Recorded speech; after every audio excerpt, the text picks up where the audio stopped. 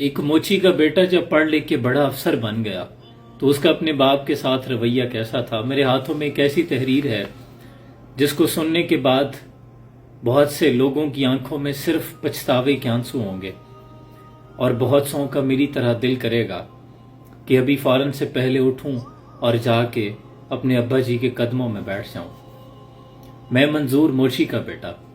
कमाल करते हैं आप अब्बा जी, कितनी दफा आपको मना किया है, सड़ोके मार मार कर चाय मत पिया करें। राबिया, राबिया कहाँ हो? गुस्से से मैंने बीवी को आवाज दी। वो बेचारी घबरा कर दौड़ी चली आई। शाम को कमाल आएगा, अच्छी सी चाय का इंतजाम कर लेना, और हाँ, अब्बा जी को उन्हीं के कमरे में चाय देना।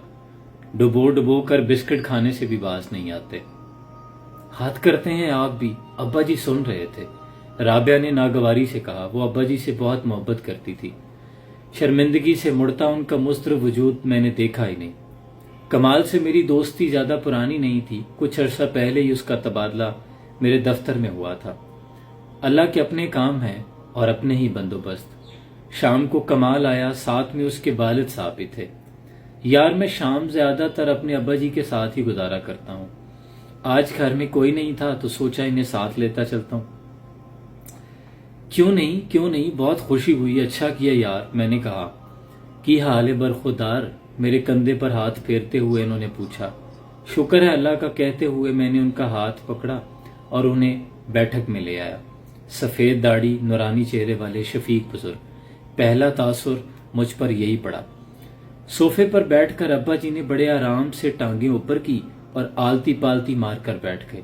अपनी नागवारी छुपाते हुए मैंने देखा कमाल ने झट आगे बढ़कर अपने अब्बा जी की टांगे ऊपर की और उनकी बैठने में मदद की। ओहो, कितना शर्मिंदा करवाते हैं ये बुजुर्ग भी।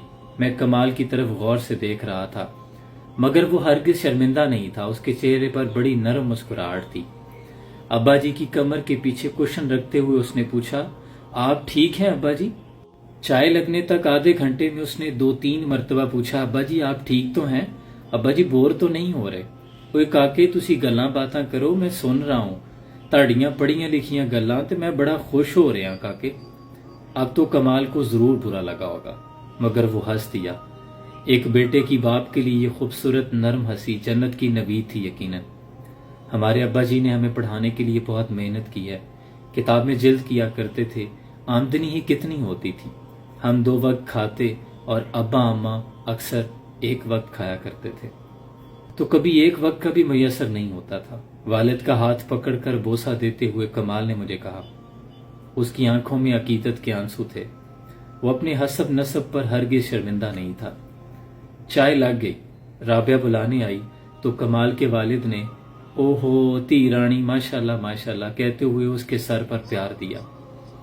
उसे बिल्कुल भी बुरा नहीं लगा था। मोहब्बत से उन्हें टेबल पर ले गई। पिर्च में चाय डालकर सड़ोके मार मार कर पीते कमाल के अब्बा जी का कई दफा कमाल ने रुमाल से मुंह साफ किया।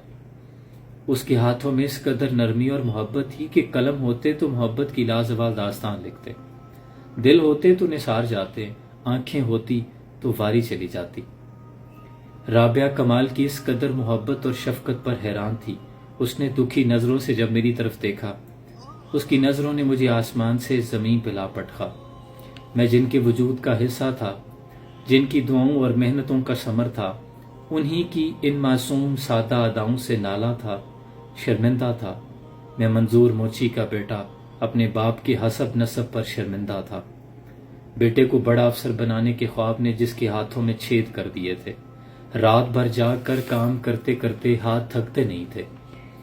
पुत्र की फीस जब जमा करवानी होती, दिल सीने की बजाय उंगलियों की पौरों में बसा रखा था अब्बा जी ने। काम ऐसा कि सारा शहर अब्बा जी की हुनरमंदी की तारीफ किया करता था। मैंने कभी सोचा ही नहीं मेरे रवैये से उंगलियों की पौरों में बसते उस दिल में कैसे घाव लगे होंगे। अना के पिंजरे में कैद सोच का परिंदा पिंजरा खुलते ही मुस्बत समत में परवास करने लगा। मैं कमाल से माजरत करके अब्बा जी को बुलाने चला आया। उन्हें लाकर प्यार से कुर्सी पर बिठाया, चाय पेश की और बिस्किट चाय में डुबोकर अपने हाथों से खिलाने लगा। अब्बा जी ने हैरानी से मेरी तरफ देखा, कुछ कहा नहीं। उनकी आंखों की नमी اپنی کم آئیگی کی دہائی دے رہی تھی۔ ان آنکھوں کی نمی میں تیری بخشش ہرگز نہیں، میں نے پیار سے ان کی داڑھی میں لگی چائے صاف کرتے ہوئے سوچا، اور کمال کی موجودگی کی پرواہ کیے بغیر ان کے قدموں میں بیٹھ کر ہاتھ جوڑ دیے۔ میرے آنسو رکتے نہ تھے، مجھے قرار نہ تھا۔ ابا جی، میرے پیارے ابا جی، مجھے معاف کر دیں، اپنے نالائق بیٹے کو معاف کر دیں۔ ان کی ہتھیلیوں کو دیوانہ وار چومتے ہوئے معافی کا طلبگار تھا۔ منظور موچی کا اعلیٰ عہدے پر فائز نااہل بیٹا۔ ابا جی نے میرا ماتھا چوما، او چھلیا چل ادھر آ، اوپر بیٹھ میرا افسر پتر۔ اس نے جلتی ہوئی پیشانی پہ جب ہاتھ رکھا، روح تک آ گئی تاثیر مسیحائی کی۔ کچھ ایسی ہی میری بھی کیفیت تھی۔ میں نے کہا نہ اللہ کے اپنے کام ہیں، اور اپنے ہی بندوبست میری کوئی ادا اسے پسند آ گئی تھی۔ شاید تبھی میری ہدایت کا بندوبست کر دیا تھا، مگر میں کم ظرف اس قابل کہاں۔ قمیض کے کونے سے ابا جی کو آنسو صاف کرتے دیکھ کر میں نے سوچا، میں نا قدرہ تھا، میرا رب نہیں۔ ابا جی کی انگلیوں کی پوروں میں بستے دل کی اس کے ہاں بڑی قدر تھی۔ ان کے ہونے سے بخت ہوتے ہیں، باپ گھر میں درخت ہوتے ہیں۔ میرے عزیز، اس سے پہلے کہ بہت دیر ہو جائے اور صرف گیلی مٹی پر بیٹھ کر رونے کے سوا اور کوئی چارہ نہ ہو، خدا کے لیے، اپنے والدین کے لیے وقت نکالیں، آئیں اپنا محاسبہ کریں۔ اس ضعیفی کی عمر میں میری دانش کے مطابق انہیں بلڈ پریشر کی دواؤں سے زیادہ ہمارے وقت کی ضرورت ہے۔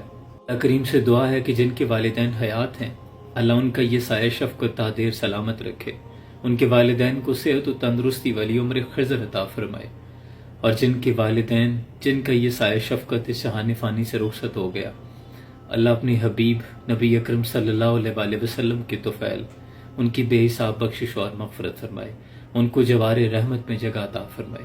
اپنا بہت سا خیال رکھیے، سلام پہنچے۔